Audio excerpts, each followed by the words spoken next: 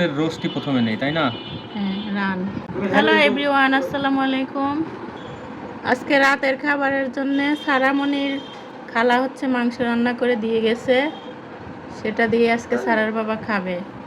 তো শালি মাংস রান্না করে দিয়ে গেল। ফিলিংস তাহলে তো আজকে বিষয়টা সম্পূর্ণ ভিন্ন। তুলে নাও আজকে তো, তো একটু তুলে নাও। ভিন্ন স্বাদের ভিন্ন হাতের রান্না খাবো আজকে। আজকে তো একটা মজাই আলাদা। হ্যাঁ, এটা তো তুলে নাও। শালির হাত। হ্যাঁ, রানটা আগে নেই, একটা আলু নেই। শালির হাতের রান্না এটা বলার অপেক্ষা রাখে না, নিশ্চয় অনেক মজার হবে। তারপরেও খেয়ে দেখি কেমন হয়েছে, তাই না? হ্যাঁ, অবশ্যই।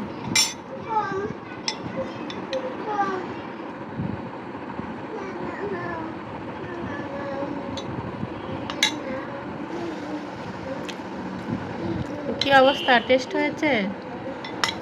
টেস্ট শালির বাসা কাছে কাছে থাকলে কি সুবিধা দেখছো। বোর হাতের রান্না খেয়ে যদি বোরিং হয়ে যাও তাহলে শালির হাতের রান্না খেতে পারবা, ভিন্ন স্বাদ পাওয়া যায় আর কি। হ্যাঁ, বোর হাতের রান্না তো মজাই, কিন্তু তারপর আলাদা একটা স্বাদ। এদিকে আমাদের সারার অবস্থা, এই যে খেলনা, এক গাদা খেলনা নিয়ে সে বসে গেছে খেলা করতে। তুমি কি খেলা শেষ? কি খাচ্ছ?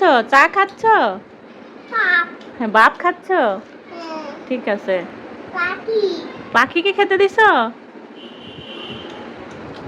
হ্যাঁ, ভালোই হয়েছে, অনেক মজা।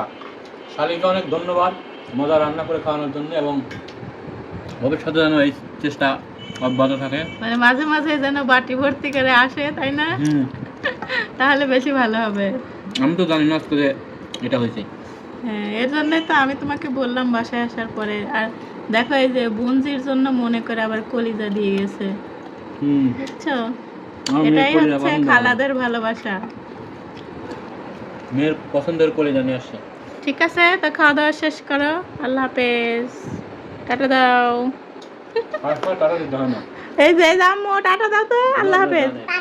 টাটা, আল্লাহ হাফেজ।